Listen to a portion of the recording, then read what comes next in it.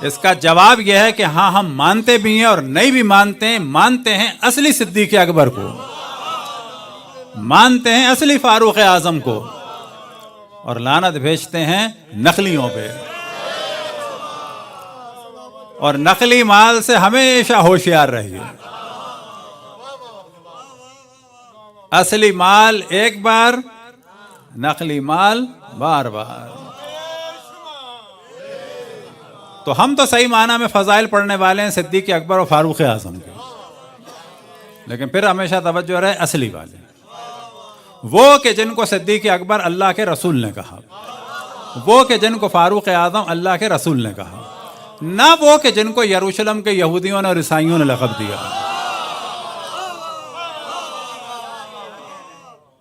آج کا دن کتنا اہم ہے، تو یہ تو آپ کے علم میں ہے کہ اشرف الانبیاء نے اس پیغام کو سنانے کے لیے،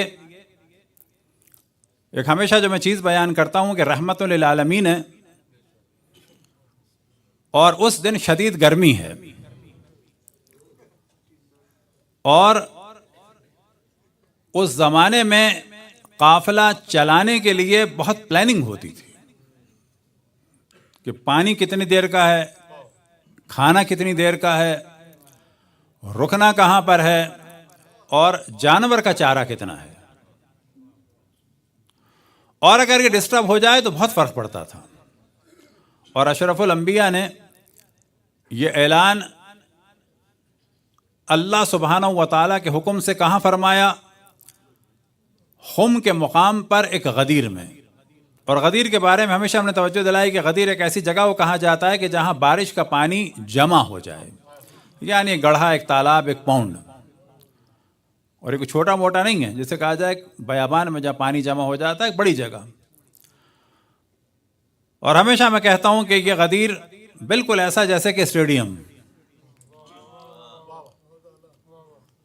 کہ ہر طرف سے لوگ دیکھ رہے ہیں، اور جس کو اشرف الانبیاء دکھانا چاہ رہے ہیں اس کو بھی دیکھ رہے ہیں، اور آپس میں بھی دیکھ رہے ہیں، تاکہ بغیرتی کرتے وقت کچھ غیرت آ جائے۔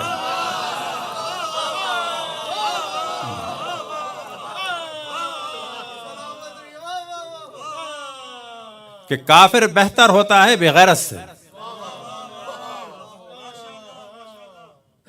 کہ جو بغیرت ہو اس کا کوئی دین نہیں ہوتا، یاد رکھیں۔ لیکن کافر کے دین کو بھی اللہ نے کیا کہا ہے؟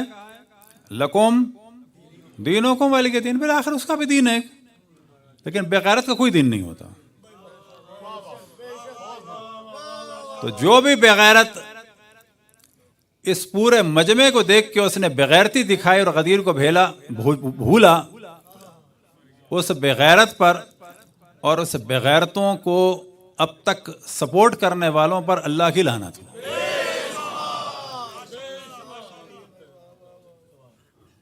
اب اشرف الانبیاء جب پہنچے اس غدیر کے مقام پر جو خم میں تھا، تو وہاں پر یہ آیت نازل ہوئی، یا ایھا الرسول بلغ ما انزل الیک من ربک وان لم تفعل فما بلغت رسالتہ واللہ یعصمک من الناس، کہ اے میرے حبیب وہ پیغام دے دو جو تمہاری جانب اللہ کی جانب سے آیا ہے، اور اگر یہ پیغام نہیں دیا تو ایسا ہے جیسے کہ نبوت کا کام ہی انجام نہیں دیا۔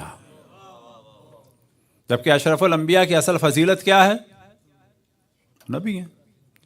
اصل قیام کیا ہے؟ رسالت ہے۔ اب آپ تصور کریں کہ 1,24,000 انبیاء میں سے سب سے افضل نبی کی رسالت کا کام انجام ہی نہیں پائے گا جب تک کہ یہ کام نہ ہو جائے۔ وجہ کیا ہے کہ یہ سب ضائع ہو جائے گا اگر اس کی جانب لوگوں نے رجوع نہیں کیا۔ یعنی اگر 1,24,000 انبیاء کا دین لینا ہے تو وہ لینا ہوگا اس ذات سے کہ جس کا ہاتھ پکڑ کے اشرف الانبیاء نے بلند فرمایا اور کہا من کنت مولا ہو فہذا علی مولا۔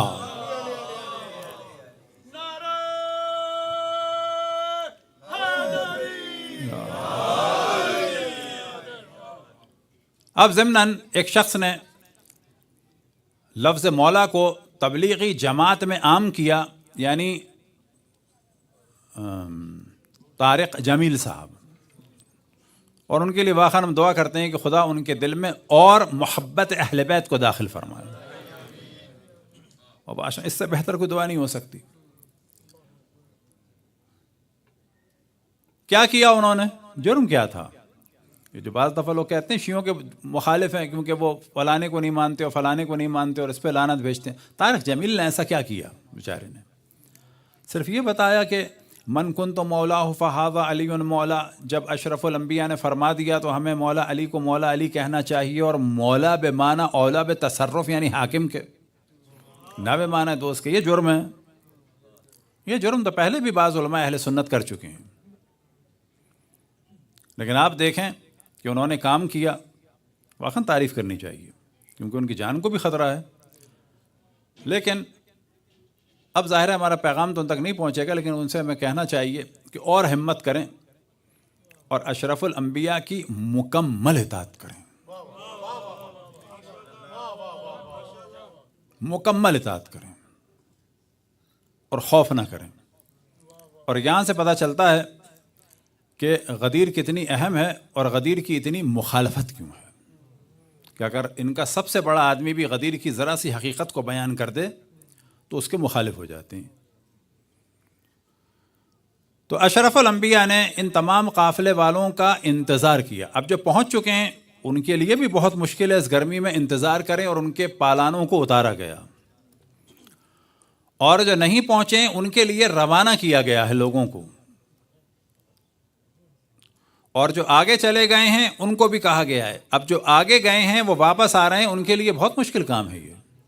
اور جو رک گئے ان کی تو پلاننگ ہی نہیں ہے آنے کی، وہ اب آ رہے ہیں. تو یہ معاملہ گھنٹوں چلا اور شدید گرمی، اتنی گرمی کہ لوگ اونٹوں کے پیچھے چھپ چھپ کر جو ہے وہ پناہ لے رہے تھے.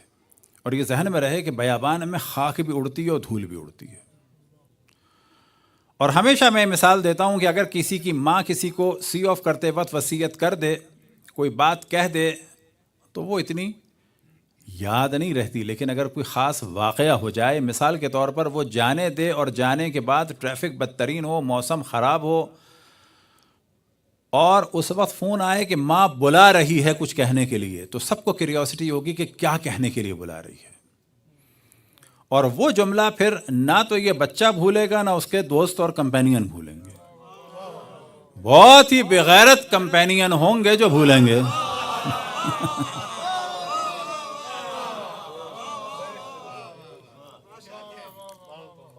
البتہ میں بعض دفعہ مذاق میں کہتا ہوں، کیونکہ مجھے بھی پنجابی سیکھنے کا شوق ہے اور اب سے نہیں ہے، بچپن سے. ان دشمنان اہل بیت کا جو حق ہے نا، وہ پنجابی کے علاوہ کہیں ادا نہیں ہو سکتا.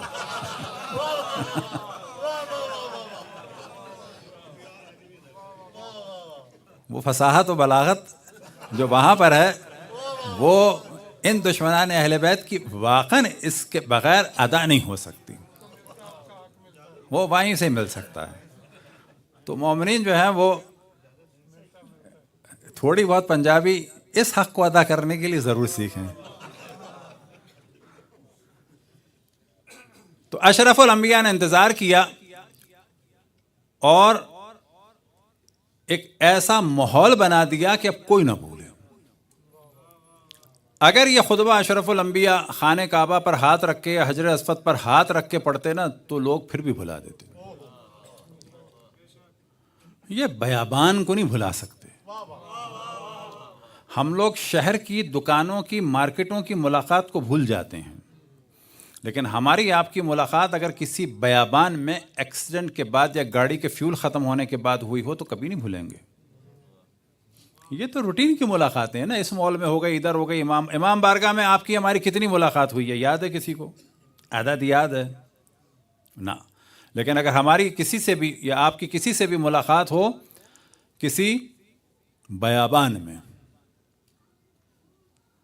تو ہمیشہ یاد رہے گی میری گاڑی کا ایکسیڈنٹ ہوا تھا، اتفاق سے ہی آ گئے تھے مثلا. اور اگر دوبارہ کبھی ہو اور یہ ہو کہ اتفاق سے، تو آپ کو ہمیشہ یاد رہے گا یہ 2 دفعہ مجھے ملے ہیں.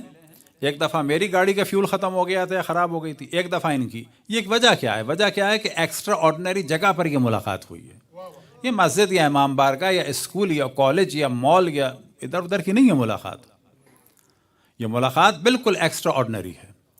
تو غدیر ایک بالکل ایکسٹرا آرڈنری جگہ پر اور ایک ایسے حالات اور واقعات میں ہوا کہ جو بھلایا نہ جا سکے۔ پھر میں عرض کروں تیسری چوتھی دفعہ، بھلایا کسی نے بھی نہیں ہے، بھلانے جیسا ظاہر کیا ہے کہ جو بہت بڑی بےغیرتی ہے۔ اسے کہتے ہیں تجاہل، یعنی ظاہر کیا ہے جہل، تظاہر کر رہے ہیں، تظاہر کر رہے ہیں، ظاہر کر رہے ہیں کہ نہیں ہم اچھا۔ اور یہ آپ جانتے ہیں کہ عام معاشرے میں بھی اگر ایک دوسرا کو ہم جانتے ہوں اور ہمیں اس وقت ضرورت ہو اس آدمی کی کہ یہ ہماری اس بات کی تصدیق کرے اور ہمیں معلوم ہے کہ اس کو یاد ہے اور یہ جھٹلا رہا ہو، تو واقعاً ہم سب جو پہلی دفعہ جملہ کہتے ہیں بہت بے غیرت ہو۔ عام کلچر میں کہتے ہیں، یعنی تم انکار کر رہے ہو، تم انکار کر رہے ہو کہ میں اور تم کلاس میں اسکول میں ساتھ نہیں تھے۔ یعنی ایک آدمی سے میں کہوں یہ میرا کلاس فیلو ہے 4th کلاس سے مثلا اب تک، اور یہ انکار کرے کہ اچھا آپ اسکول میں تھے میرے، تو غدیر کو بھلایا کسی نے بھی نہیں ہے۔ اپنی بغیرتی کا ثبوت دیتے ہوئے بھلانے کا اظہار کیا ہے، تظاہر کیا ہے، اظہار ایسا کر رہے ہیں کہ اچھا ایسا ہوا تھا۔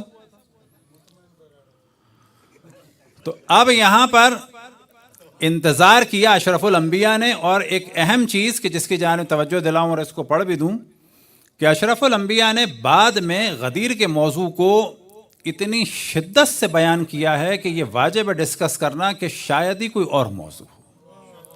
یعنی ادھر سنانے کے لیے اتنا انتظار کیا ہے، اور جب سنا چکے ہیں تو پھر باقی لوگوں پر ایک ذمہ داری لگائیے حتیٰ تا قیامت، حتیٰ تا قیامت۔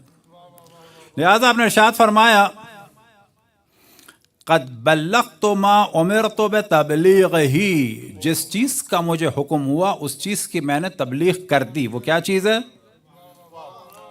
یعنی وہاں پر اللہ سبحانہ و تعالیٰ کا ارشاد ہے یا ایھا الرسول بلغ ما انزل الیک من ربک، بلغ۔ اور یہاں اشرف الانبیاء کیا فرما رہے ہیں؟ قد بلغت، قد بلغت ما امرت بتبلیغی، میں نے جس چیز کی تبلیغ کا مجھے حکم ہوا تھا وہ تبلیغ میں نے انجام دے دی ہے۔ حجتاً علی کل حاضر و غائب، اور یہ ایک حجت ہے حاضر پر بھی اور غائب پر بھی۔ وعلی کل احد ممن شہد او لم یشہد، اور یہ حجت ہے اس پر کہ جو موجود ہیں، اور یہ حجت ہے اس پر بھی کہ جو موجود نہیں ہیں۔ ولدا ام لم یولد، چاہے وہ پیدا ہوا ہو چاہے پیدا نہ ہوا ہو۔ یہ جملہ سوائے یہاں کی کسی چیز کے لیے نہیں۔ اب کیا ہے سب کے لیے حکم کہ جو ہو یا نہ ہو، جو پیدا ہوا ہو یا نہ ہو، ان سب پر یہ واجب ہے، حجت ہے اللہ سبحانہ و تعالیٰ کی جانب سے۔ کیا ہے؟ فَلْيُبَلِّغِ الْحَاضِرَ الْغَائِبَ، پر جو حاضر ہیں ان پر واجب ہے کہ یہ غائب کو بتائیں۔ وَالْوَالِدُ الْوَلَدَ، اور باپوں پر واجب ہے کہ اپنے بچوں کو بتائیں اِلَى يَوْمِ الْقِيَامَةِ۔ تو غدیر کے بارے میں گفتگو، ڈسکشن، مولا امیر المؤمنین کا ذکر۔ اب ایک چیز کہ جس کی جانب توجہ دلاتے ہیں، اور خواتین سے بھی گزارش ہے کیونکہ یہ کمانڈ اور یہ انہی کے ہاتھ میں ہے۔ آپ دیکھیں کہ رجب میں کتنا جو ہے وہ ڈیٹس کا پرابلم ہوتا ہے، جبکہ سب سے اچھی ڈیٹ رجب میں کون سی ہے؟ 13 ہے، اور ایک بہت اچھی ہے وہ کیا؟ 27 اشرف الانبیاء کی بعثت، اعلان نبوت ہے، اس کو ہم معراج کہہ کے کنفیوز ہو جاتے ہیں، اصل میں وہ بعثت ہے۔ اور اگر نیاز کے لیے کسی کو تاریخ معین کرنی ہے، اگر کسی نے یہی سوچ لیا ہے کہ 50 جگہ نیاز ہوگی تو ہمارے یہاں بھی چکھنے آئیں گے، کم میں جان چھوٹ جائے گی، وہ تو الگ ہے۔ لیکن اگر دل کھول کے کھلانے کا سوچا ہے تو کوئی اس ڈیٹ میں رکھے، یہ سب سے اہم دن ہے غدیر۔ دو ڈیٹس جو ہیں ان کے روزوں کا ثواب بھی برابر ہے. ایک 27 رجب کہ جس دن اعلان رسالت رسول اللہ صلی اللہ علیہ وسلم ہوا, اور ایک اعلان ولایت مولا امیر المؤمنین. حتیٰ اہل سنت میں بھی نقل ہوا کہ 60 مہینوں کے روزوں کا ثواب ہے. اہل سنت میں نقل ہوا ہے. اور یہاں تک نقل ہوا ہے کہ یہی وہ دن ہے جس دن رسول اللہ صلی اللہ علیہ وسلم نے ارشاد فرمایا مولا امیر المؤمنین کے لیے من کنت مولاہ فہذا علی مولا. بس نیاز کے لیے مومنین کوشش کریں کہ ایک تو 27 کا, ہم نہیں کہہ رہے 22 کو نہ کریں, نہ اس کا نہیں کہہ رہے, جب ڈیٹ کم ہے تو کچھ لوگ 27 کو کریں, اور کچھ لوگ جو ہے بہت زیادہ کوشش کریں کہ جو اہم ترین دن ہے وہ کیا ہے, وہ غدیر ہے. صلوات پڑھیں بر محمد و آل محمد. اب کس لیے؟ تاکہ جب غدیر میں ہوگی نظر نیاز کثرت سے, اس میں مسلم غیر مسلم سب کو بلایا جائے, تو یہ اشرف الانبیاء کا یہ پیغام بیان ہوگا. فَلْيُبَلِّغِ الْحَاضِرَ الْغَائِبَ وَالْوَالِدُ وَلَدَ. تو یہ سب پر واجب ہے, اور کسی نہ کسی طریقے سے غدیر کو ڈسکس کرنا انتہائی ضروری ہے. صلوات پڑھیں بر محمد و آل محمد.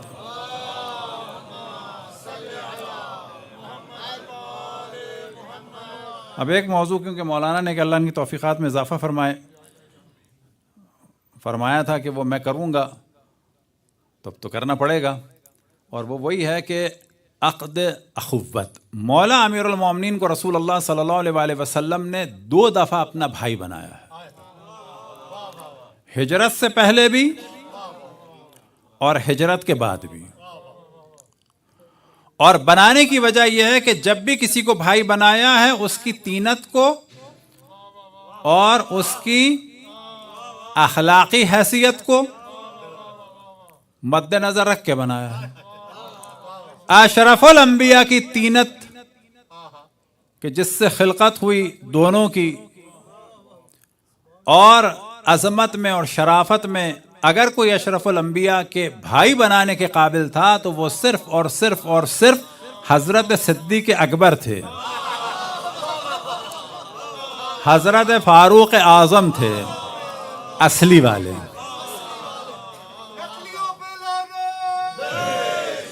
اصلی والے, بناسپتی نہیں, بناسپتی نہیں, ہائیڈروجن مکس نہیں, اصلی. تو 2 دفعہ بھائی بنایا, اور باقی جن کو بھی جس کا بھائی بنایا تو دیکھیں آپ کو تاریخ میں وہ ساتھ ہی ملیں گے. پھڈوں میں بھی ساتھ ہیں, بھاگنے میں بھی ساتھ ہیں اور ساتھ دینے میں بھی ساتھ ہیں, اور تبلیغ میں بھی ساتھ ہیں. تو جو جس کو بھائی بنایا ہے وہ کم و بیش ساتھ ہیں, ایک ہی قسم کے, ایک ہی جیسی حرکات ہیں. اگر با ایمان ہیں تو دونوں کے دونوں با ایمان ہیں, بے ایمان ہے تو دونوں کے دونوں بے ایمان ہیں, اور اگر بت بن گئے تو دونوں کے دونوں بت بن گئے. اور خواہشات تو ان کی ایسی ہیں, اس پہ ہم لیکچر قریب کرنے والے ہیں, کیونکہ پہلے ہم ڈسکشن کیا تو نیچے بہت لوگوں نے کہا اس کے حوالے دکھا, مولوی جھوٹ بولتا ہے, تو ہم نے کہا حوالے بھی دکھا دیں گے. خواہشات بھی ایک جیسی ہیں. ایک کی خواہش ہے میں مینگنی بن جاؤں,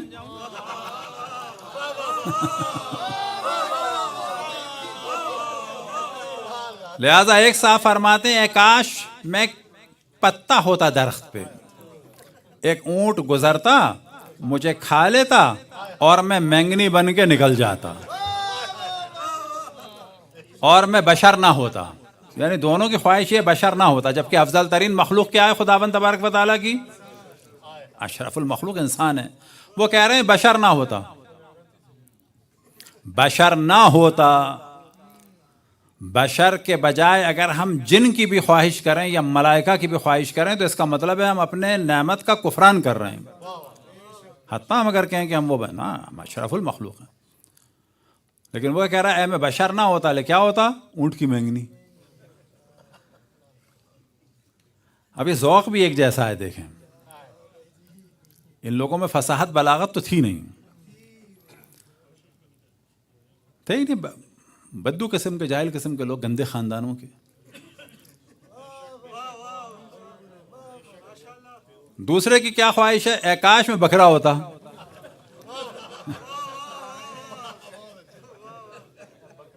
اچھا جب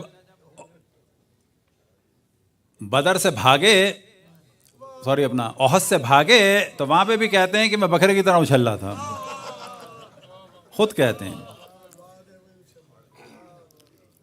تو وہ کہتے ہیں کاش میں بکرا ہوتا، پھر میرا مالک جو ہے مجھے خوب کھلاتا خوب پلاتا. خیر اللہ کا شکر ہے اس نے یہ نہیں کہا کہ کسی دیہات کا بکرا ہوتا اور گوشت بھی حرام ہو جاتا. سمجھ گئے ہوں گے کیا مراد ہے اس سے. خیر بکرا ہوتا اور میرا مالک جو ہے مجھے خوب کھلاتا پلاتا، اور جب کوئی مہمان آتا تو مجھے ذبح کر دیتا. کچھ کا کباب بناتا اور کچھ کا سالن بناتا، اور مہمان مجھے کھا جاتا، اور پھر وہاں پر ادھر اس کی خواہش ہے مینگنی بننے کی، ادھر اس کی خواہش ہے عذرا. عذرا کہتے ہیں کس کو؟ انسانی فضلے کو. دونوں کی طینت ایک جیسی ہے، لیکن دونوں نے اپنے اپنے مطابق اپنا مقام خود چنا ہے. کہ پھر یہ مالک، یہ جو مہمان ہے مجھے خارج کر دیتا، کس کی صورت میں؟ عذرتاً، یعنی انسانی نجاست، سالڈ جو ہوتی ہے. اور پھر دونوں کا آخر میں ایک کلام ہے، اور ہم انسان نہ ہوتے، ہم انسان اے کاش نہ ہوتے. تو یہ جو ہے نا واقعاً ایک جیسے ہیں.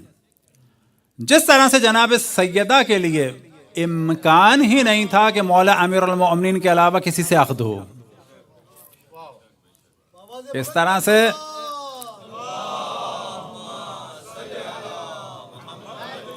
اسی طرح سے اشرف الانبیاء کے لیے بھی کوئی بھائی نہیں ہو سکتا تھا سوائے کس کے؟ صدیق اکبر، فاروق اعظم، یعقوب الدین، امیر المؤمنین، فاتح خیبر و بدر و حنین، باب العلم، باب مدینۃ العلم، باب مدینۃ الحکمت، علی ابن ابی طالب کے سوا.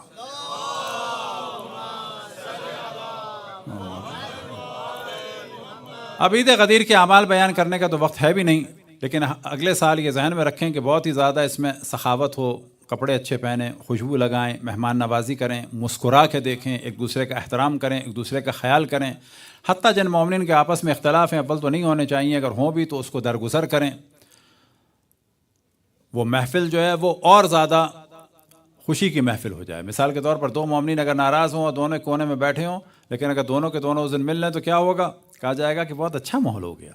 تو مولا امیر المومنین کے لیے اس عید کو جتنا اور زیادہ رونق افروز کیا جائے اتنا زیادہ ثواب ہے. اسی دن کے اعمال میں سے ایک ہے عقد اخوت، کہ لوگ آپس میں ایک دوسرے کو اپنا بھائی بنائیں. اور اس کے لیے جو الفاظ ہیں قبلہ نے بیان کیے ہیں، پھر میں کیونکہ انہوں نے فرمایا تھا میں ترجمہ بھی کر دوں تو میں اس کا کر دیتا ہوں. اب اس کا طریقہ یہ ہے کہ ایک دوسرے کے ہاتھ کو پکڑے گا اور کہے گا آخیتو کا فی اللہ، کہ میں نے اللہ کی راہ میں تمہیں اپنا بھائی بنایا ہے. صافیتو کا فی اللہ، میں نے اللہ کی راہ میں تمہیں اپنا دوست بنایا ہے. صافحتو کا فی اللہ، اللہ کی راہ میں نے تم سے مصافحہ کیا ہے. وَأَحَدتُّ اللَّهَ وَمَلَائِكَتَهُ، اب یہاں پر جو ہے نا یہ بڑی خطرناک چیزیں ہیں. میں عہد کرتا ہوں اللہ سے، اور کس سے؟ ملائکہ سے. وَكُتُبَهُ، اور اللہ کی کتب سے عہد کرتا ہوں. وَرُسُلَهُ، اور اللہ کے تمام رسولوں سے عہد کرتا ہوں. وَأَنبِيَاءَهُ، اور تمام انبیاء سے عہد کرتا ہوں. وَالْأَئِمَّةِ الْمَعْصُومِينَ، اور تمام ائمہ معصومین سے عہد کرتا ہوں. یہ عہد بڑا سخت ہے. علیہم السلام. کس چیز پر عہد کرتا ہوں؟ علی انی، کہ اگر میں ان کنتو من اہل الجنہ، اگر میں اہل جنت میں سے ہوا، اور اہل شفاعت میں سے ہوا، یعنی مجھے اللہ نے وہ مقام دیا، کہا کہ جی 100 کو لے جاؤ، 1000 کو لے جاؤ، سب کا الگ الگ مقام ہوگا، 1,00,000 کو لے جاؤ۔ ممکن ہے انہی میں سے بعض مومنین ہوں، اپنے بارے میں تو میں نہیں کہہ سکتا، ممکن ہے آپ میں سے بعض ہوں جو 1,000,000 کروڑ مومنین کو لے جائیں۔ تو اور کیا ہے، اگر میں اہل شفاعت میں سے ہوا، وَأُذِنَ لِي بِأَنْ أَدْخُلَ الْجَنَّةَ، اور مجھے اجازت ملی کہ میں جنت میں داخل ہوں، لا ادخلها، میں جنت میں داخل نہیں ہوں گا، یہ عہد اس بات پہ ہے۔ اس دن قیامت کے بعد جو سارے لوگوں کا ہم و غم کیا ہوگا، جنت میں چلے جائیں، لیکن جنت میں نہیں داخل ہوں گا، اس پر عہد ہو رہا ہے، میں جنت میں داخل ہی نہیں ہوں گا۔ میں اس پر عہد کرتا ہوں اللہ سے، تمام انبیاء سے، تمام رسولوں سے، تمام ملائکہ سے، تمام کتب سے، تمام ائمہ سے، کہ اگر مجھے جنت میں جانے کی اجازت دی گئی تو میں جنت میں داخل نہیں ہوں گا، لا ادخلها الا وانت معی، مگر یہ کہ تم میرے ساتھ ہوگے۔ تو یہ ہے اصل عہد۔ اب اس کے بعد سامنے والے کو کیا کہنا ہے؟ قبول ہے مجھے، پھر وہ بھی یہی جملے کہے گا، پھر میں کہوں گا قبلت، اور اس کے بعد دونوں ایک ایک کر کے کہیں گے اسقطت عنک جمیع الحقوق، میں نے تم سے تمام جتنے بھی حقوق تھے، فرائض تھے، سب کو ساقط کر دیا ہے، جو بھائیوں کے حقوق ہیں۔ اسقطت عنک جمیع حقوق الاخوت، میں نے بھائیوں کے جتنے بھی حقوق ہیں وہ سب تمہیں معاف کر دیے ہیں۔ ما خلا الشفاعۃ والدعاء والزیارہ، مگر یہ کہ تم مجھے اگر شفاعت کے قابل ہوئے اس دن تو میری شفاعت کرنا، یہ واجب ہے، تم پر عہد کر رہے ہو، مجھ سے نہیں کر رہے ہو عہد، کس سے عہد کر رہے ہو؟ اللہ سے، ملائکہ سے، کتب سے، رسول سے، انبیاء سے اور ائمہ سے، تو میری شفاعت کرنا۔ اور کیا کرنا پھر دنیا میں؟ دعا، اور مجھے دعا میں یاد رکھنا۔ اور کیا کرنا؟ وہ زیارت، اور ملتے رہنا اور ملاقات کرتے رہنا۔ تو یہ ہے عقد اخوت۔ تو اچھا ہے کہ ہم پڑھ دیتے ہیں کہ کوئی نہ کوئی تو ہمارے کام آئے گا آخرت میں۔ تو مولانا پڑھ چکے ہیں تو اردو میں ہی کر لیتے ہیں کہ آپ ہم ایک دوسرے سے کریں، لیکن واقعاً بعد میں پھر جو ہے یہ جو اس عہد کے بعد انسان پھنس جاتا ہے۔ پھنسنے سے کیا مراد ہے؟ یہ عہد کر رہا ہے، آخر میں کیا ہے کہ شفاعت اور دعا اور زیارت۔ تو اس کے معنی کیا ہوئے کہ ایک دوسرے کی انسان زیارت کرے، محبت کرے، اختلافات کو ختم کرے، اور آخرت کے لیے کیا ہے؟ شفاعت، یعنی کہ میں داخل ہی نہیں ہوں گا جب تک کہ تمہیں داخل نہ کر دوں۔ تو سمجھیں گے ہم سب ایک دوسرے سے انہی الفاظ کے اوپر عقد کرتے ہیں، ایک دوسرے کو اپنا بھائی ویسے ہی بنایا ہے، اور مزید بناتے ہیں کہ ہم میں سے جو بھی اہل شفاعت ہو وہ اس وقت تک داخل نہ ہو جب تک کہ ایک دوسرے کو ہم داخل نہ کر دیں۔ دعاؤں کی قبولیت کے لیے بر محمد وآل محمد صلوات۔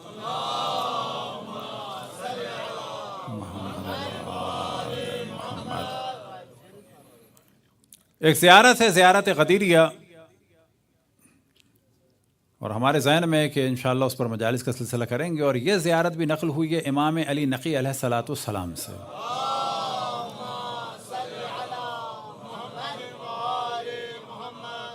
تو دو زیارات مشہور ہیں جو امام علی نقی علیہ الصلاۃ والسلام سے نقل ہوئی، ایک زیارت جامع کبیرہ ہے اور ایک زیارت غدیریہ ہے، اور دونوں کے دونوں در حقیقت ایک سمندر ہیں فضائل اہل بیت علیہم الصلاۃ والسلام کے۔ اب آخر میں ہم توجہ دلائیں کہ جو پروپیگنڈا اس وقت ہو رہا ہے، پورا سوشل میڈیا بھرا پڑا ہے کہ 18 ذی الحجہ کو ان کے تیسرے خلیفہ کا قتل ہوا۔ تو پہلی بات یہ ہے کہ بڑی تیزی سے ذکر کریں کہ یہ قتل کسی رومن امپائر نے یا بیزنٹائن امپائر نے نہیں کیا تھا، یہ قتل کا فتویٰ دیا تھا جناب عائشہ نے، بہت صاف بات، اور ان الفاظ میں دیا تھا اقتلوا نافل فقط کفر، اس ناسل کو قتل کر دو، یہ کافر ہو گیا ہے۔ اب کیونکہ ذکر آ گیا ناسل یہودی کا، تو آج جتنے زائنسٹ کے ذریعے سے مسلمانوں کو اذیت ہو رہی ہے، خداوند تبارک و تعالیٰ ان زائنسٹ کے شر سے تمام دنیا کو محفوظ رکھے، اور جتنے ہمارے مومنین شہید ہوئے ایران میں ان کے درجات کو بلند سے بلند فرمائے، اور تمام مومنین کو اور تمام مومنین کے علاقوں کو، شہروں کو، آبادیوں کو اور مال کو، جان کو، سب کی حفاظت فرمائے اس غدیر کے صدقے میں، اور ہمارے تمام دشمنوں کو چاہے وہ جس طبقے سے بھی ہوں اگر ہدایت کے قابل ہیں تو یا اللہ ان کی ہدایت فرما، ورنہ انہیں نیست و نابود فرما۔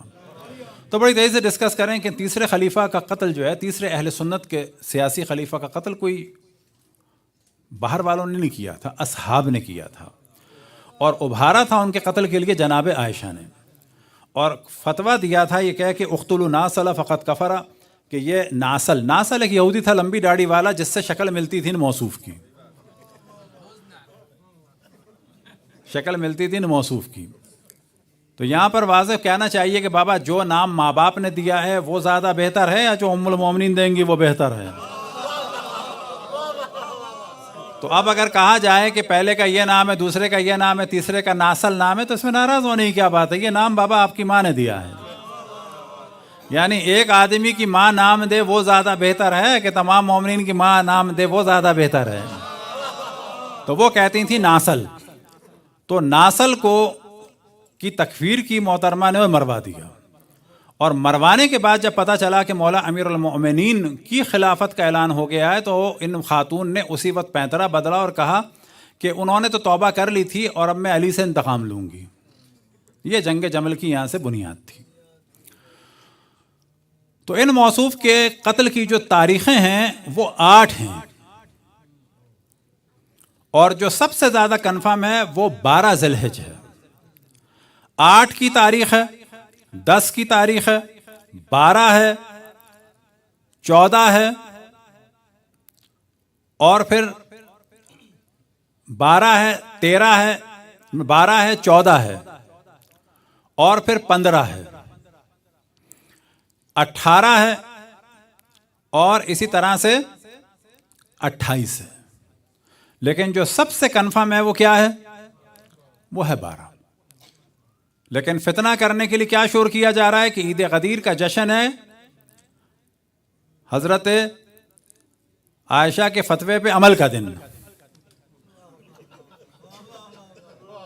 انہیں کے فتوے پہ عمل ہوا نا تو مارا گئے، تو یہ بھی تو نام ہونا چاہیے نا۔ یہ کیوں کہا جائے کہ ان کے قتل کا دن؟ آپ کہیں جی آپ کی والدہ کے فتوے کے امپلیمنٹیشن کا دن، تو وہ تھا اصل میں 12 ذی الحجہ۔ لیکن سوال یہ پیدا ہوتا ہے کہ اگر 18 مان بھی لیا جائے تو اس میں تو شک نہیں ہے کہ دین کی تکمیل ہوئی ہے ولایت مولا امیر المومنین کے ذریعے سے 18 ذی الحجہ کو، اس میں تو شک ہی کچھ نہیں ہے۔ تمام کتب تاریخ میں ہے کہ اعلان اکمال دین کب ہوا؟ الیوم اکملت لکم دینکم واتممت علیکم نعمتی، دین کب کامل ہوا، نعمت کب مکمل ہوئی؟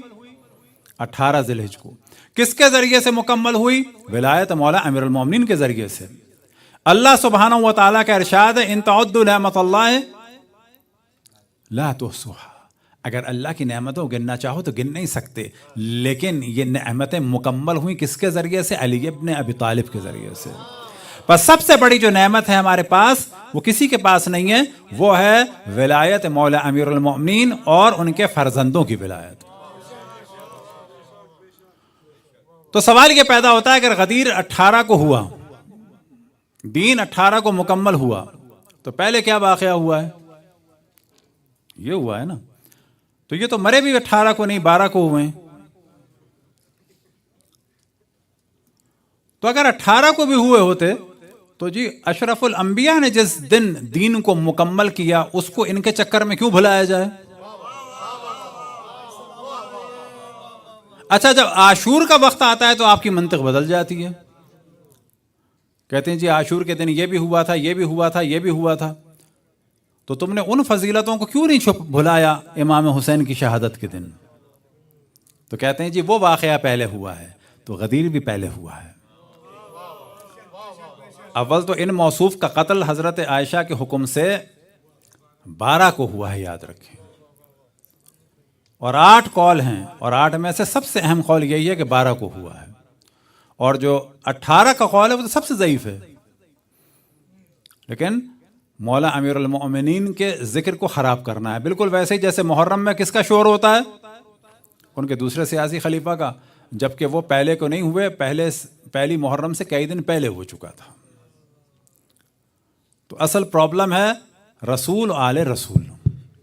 اور یہاں پر ہم گفتگو کو ختم کریں صرف ایک چیز کی جانب توجہ دلا کر کہ اسلام واقعی جو بعد اشرف الانبیاء ہے، دین مکمل ہوا غدیر کے مقام پر 18 ذی الحجہ کو، اور ہمارا سلسلہ چل رہا ہے اشرف الانبیاء کے قول سے، من کنت مولا ہو فہذا علی مولا۔ تو ہم تو چل رہے ہیں اشرف الانبیاء کے اس قول کے مطابق علی کے دامن کو تھام کے۔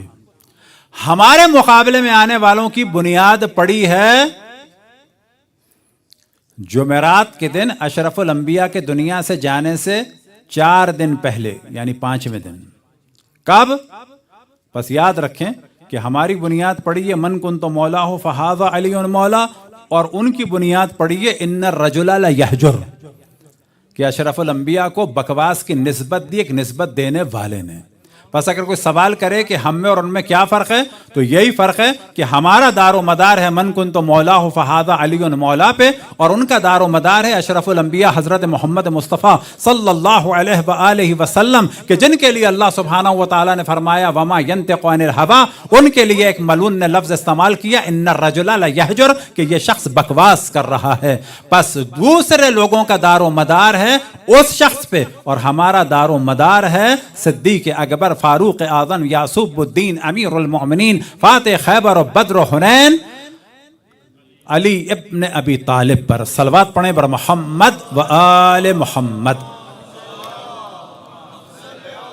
امام زمان علیہ السلام سے توسل پہ گفتگو ختم کرتے ہیں کہ یا مولا، یا امام زمان علیہ السلام، آپ کے والد ماجد، آپ کے جد بزرگوار مولا امیر المؤمنین صدیق اکبر، فاروق اعظم، یعصوب الدین، امیر المؤمنین علی ابن ابی طالب کا ہم نے ذکر کیا اور ان پر درود و سلام بھیجا اور ان کے دشمنوں پر لعنتیں بھیجیں۔ ہمارے درود و سلام اور ہماری ان لعنتوں کو نظر میں رکھیں، جو ہمارے گناہ ہیں ان کو معاف فرما دیں، اور ہمیں عیدی عطا فرمائیں، اور عیدی اس صورت میں ہو کہ ہمیں ایک دفعہ مسکرا کے دیکھ لیں اور ہم سے راضی و خوشنود ہو جائیں۔ بر محمد وآل محمد صلوات۔ اور امام زمان علیہ السلام کو خوش کرنے کے لیے اللہ سبحانہ و تعالیٰ تمام ملائکہ، تمام انبیاء، تمام اوصیاء، تمام مومنین جن و انس کی لعنت ہو دشمنان محمد و آل محمد پر۔ اللہ سبحانہ و تعالیٰ تمام ملائکہ، تمام انبیاء، تمام اوصیاء، تمام مومنین جن و انس کا درود و سلام ہو محمد و آل محمد پر۔